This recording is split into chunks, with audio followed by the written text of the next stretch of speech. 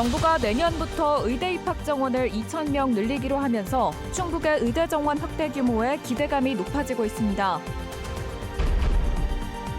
충청북도가 환경특별도를 선포했습니다. 물과 공기를 깨끗하게 하고 환경 파괴 없는 관광 사업을 한다는 건데 환경단체는 환경으로 포장한 개발 공약이라고 비판했습니다.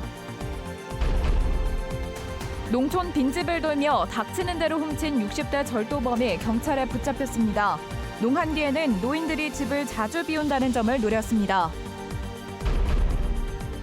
위스키 붐과 함께 증류주에 대한 관심과 소비가 늘면서 발효주 위주였던 우리의 전통술도 숙성 과정을 통한 새로운 도전에 나서고 있습니다. 시청자 여러분 안녕하십니까? 계속해서 뉴스데스크 충북 소식입니다. 정부가 내년부터 의과대학 입학 정원을 전국적으로 2,000명 더 늘리겠다고 발표했습니다. 2006년 이후 동결됐던 정원이 5,058명까지 확대되는 건데요.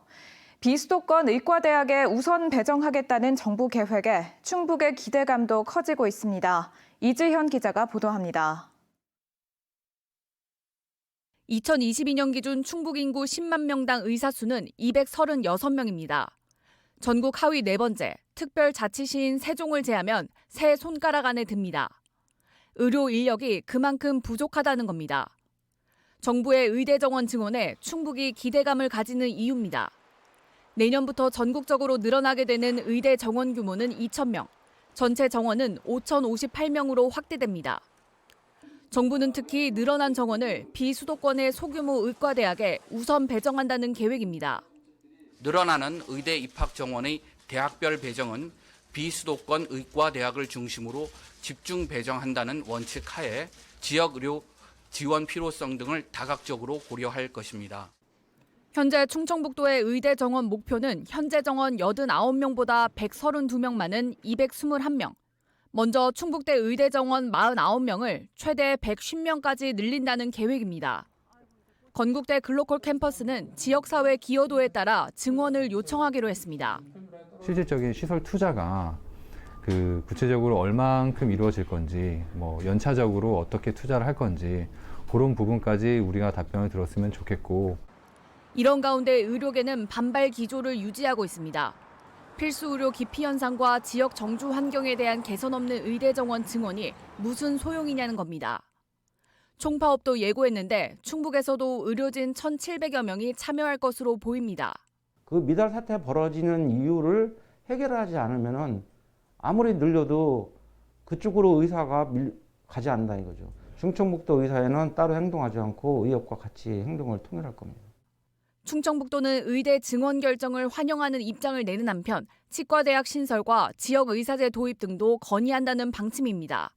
MBC 뉴스 이지연입니다. 제천 단양 선거구 이경용 예비후보가 충북에서는 가장 먼저 더불어민주당 총선 후보로 확정됐습니다. 더불어민주당은 1차 공직선거 후보자 추천관리위원회 심사 결과 제천 단양 선거구 등 전국 36개 선거구의 단수 후보와 경선 지역구를 발표했습니다. 충북에서는 제천 단양 선거구 이경용 후보가 단수로 확정됐고 나머지 선거구는 설 연휴 이후 발표될 예정입니다. 녹색당과 정의당이 연합한 녹색정의당 충북도당이 출범했습니다. 녹색정의당 충북도당은 오늘 도청 브리핑룸에서 출범 기자회견을 열고 진보적 가치에 기반한 선거 연합 정당으로서 이번 총선에서 기득권 양당 정치를 타파하겠다고 밝혔습니다. 또 국민의힘과 더불어민주당이 4년 전 어렵게 도입한 준연동형 선거제를 퇴행시키고 있다며 비례 위성정당을 저지해야 한다고 주장했습니다. 김영환 충북지사가 4조 원 가까운 예산을 들여 충북을 환경특별도로 만들겠다고 발표했습니다. 물과 공기를 깨끗하게 만들고 관광산업 역시 환경을 훼손하지 않겠다는 내용인데 환경단체에서는 환경으로 포장한 개발 공약에 가깝다고 비판했습니다. 김대웅 기자입니다. 김영환 충북지사가 환경특별도 충북을 선포했습니다. 9년 안에 충북의 모든 하천의 수질을 1등급으로 만들고 앞으로 3년간 미세먼지는 20% 줄이겠다는 내용입니다. 자신의 핵심 공약인 레이크파크 사업도 환경을 훼손하지 않는 방향으로 추진해 세계적인 관광 트렌드인 자연주의 체험과 연결하겠다고 밝혔습니다. 환경이 밑바탕이 되지 않으면 충북의 발전과 미래는 사상 누각이 될 수밖에 없습니다. 이 사업에 들어갈 예산은 3조 9,579억 원. 최대 9년간 나눠 예산이 들어가는 점을 고려해도 충북 한 해 예산의 절반이 넘는 규모입니다. 구체적인 사업을 보면 하천으로 들어가는 오염원을 차단하고 일부 하천은 퇴적물을 준설하는 계획이 포함됐습니다. 시군마다 특색 있는 생태 탐방로와 휴식 공간을 늘리고 휴양림에 트리하우스 150동을 지어 자연주의 관광의 성지로 만들겠다는 계획도 발표했습니다. 우리는 자연을 있는 그대로 유지하면서 관광을 유지하는 그런 정책을 선택하게 되었다. 하지만 환경단체는 환경으로 포장해 실상은 개발하겠다는 이른바 그린워싱이라고 반박했습니다. 하천 준설은 생태계를 교란할 수 있고 트리하우스 건설 역시 환경이 아닌 레저 사업이라면서 정작 가장 중요한 탄소 배출을 줄일 구체적인 방안은 빠졌다고 지적했습니다. 탄소 중립과 환경 보존을 얘기하지만 실상은 사실은 개발 공약에 좀 가깝고 어떻게 휴양 여가를 더 할지. 한편 김용환 충북지사는 지난해 청남대 큰섬 개발 계획을 밝힌 뒤 충청권의 식수원을 오염시킨다는 오해가 있었다면서 풀 한 폭이 나무 한 그루 훼손하지 않고 활용할 방안을 찾고 있다고 밝혔습니다. MBC 뉴스 김대웅입니다. 지방의회 의정비 인상이 다시 추진되면서 시민사회를 중심으로 반대 목소리가 커지고 있습니다. 충북참여연대는 성명을 통해 도의회는 2022년 월정수당 5.7% 인상과 매년 공무원 보수 인상률 적용을 결정했고 정책 지원관도 도입됐다며 의정활동비까지 인상하는 건 중복 지원이라고 비판했습니다. 또 역대급 세수 부족으로 충북 지자체와 도민들은 어려운 형편이라며 과도하고 일방적인 의정비 인상을 중단하라고 촉구했습니다. 현재 청주시가 연 480만 원 인상을 결정한 가운데 도의회와 다른 시군들도 법정 최고액 인상을 추진하고 있습니다. 농촌 지역 노인들을 울린 60대 절도범이 붙잡혔습니다.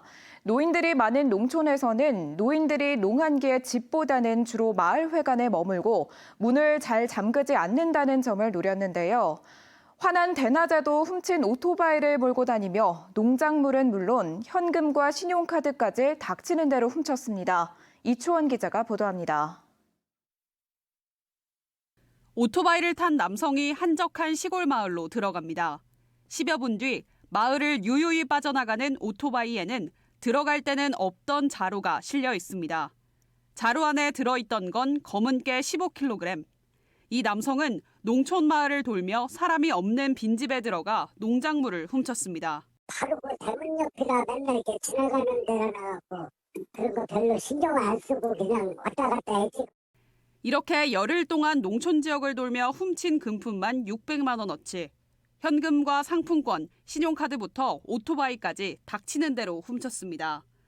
수확을 마치고 보관 중이던 쌀과 들깨 등 90kg 상당의 농산물도 범행 대상이 됐습니다. 농촌 노인들이 집이 아닌 마을회관에 함께 모여 있다는 점을 노려 범행을 저지른 겁니다. 농촌에선 문을 열어두거나 금품을 옷장이나 서랍에 두는 등 보관이 허술한 점도 표적이 된 이유입니다. 60대 절도범은 전과 24범으로 절도죄로 3년 6개월간 복역한 뒤 출소한 지 2달도 되지 않아 똑같은 범행을 저지르다 경찰에 붙잡혔습니다. 이전 범죄도 동일한 수법으로 시골 농가, 빈집에 들어가서 금품을 절취한다든지 고가 금액으로 판매되는 특이작물 이런 것만. 경찰은 영농철에는 농사일로, 농한기에는 마을회관에 모이는 농촌 마을의 빈틈을 노린 도둑들이 많다며 외출 시 철저한 문단속을 당부했습니다. MBC 뉴스 이초원입니다. 최근 위스키 붐이 불면서 증류주에 대한 관심과 소비가 늘고 있는데요. 그동안 발효주 위주였던 전통술도 증류와 숙성 과정을 통해 새로운 도전에 나섰습니다. 짧게는 몇 달에서 길게는 몇 년씩 숙성해야 하는 부담을 어떻게 극복할지가 관건입니다. 이승준 기자가 보도합니다. 충주에서 재배하고 수확한 쌀을 쪘습니다. 찐 쌀을 물과 섞은 뒤 스테인리스 발효조에 담습니다. 여기에 효모를 넣고 일주일 정도 지나면 보통의 막걸리를 만드는 방식입니다. 그러나 이 업체의 차별화는 지금부터 시작합니다. 실내를 가득 채운 구릿빛 증류기. 발효된 술을 넣은 뒤 끓이고 식히기를 반복하며 알코올 도수 50에서 95도의 증류주를 넣습니다. 한 번에 최대 1000리터의 술을 18번 연속 증류가 가능합니다. 이렇게 증류한 술은 오크통으로 옮겨 숙성을 시작합니다. 페드로 히메네스와 포트 쉐리 등 이름도 낯선 와인을 담았던 오크통입니다. 짧게는 6개월에서 길게는 2년 반, 50도 넘는 증류식 소주에 위스키처럼 새로운 맛과 향을 입히게 됩니다. 여기에 숙성하게 되면은 이제 소주에도 달콤한 맛이랑 향이 배어들게 됩니다. 그리고 요즘에 이제 위스키가 또 트렌드다 보니까 젊은 세대들 공략해서 저희도 위스키 같은 달콤한 맛이랑 향을 내는 술을 만들려고 하고 있습니다. 최근 출시한 오크통 숙성 증류주는 1000세트밖에 만들지 못했지만 위스키 등 증류주 애호가들의 입소문을 타면서 바로 품절됐습니다. 시작은 성공적이지만 부담과 과제는 여전합니다. 고도수의 술은 오래 숙성시킬수록 부드러워지고 향도 좋아집니다. 그러나 숙성에 걸리는 시간만큼 보관과 자금 등 경영적 부담이 커집니다.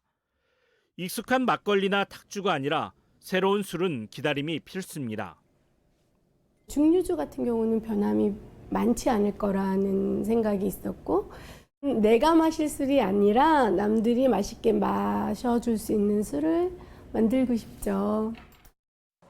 100% 충주에서 재배한 쌀로 만들어지는 전통주.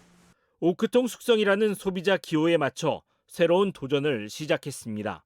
MBC 뉴스 이승준입니다. 지금까지 뉴스데스크 충북 소식이었습니다. 시청해주신 여러분 고맙습니다.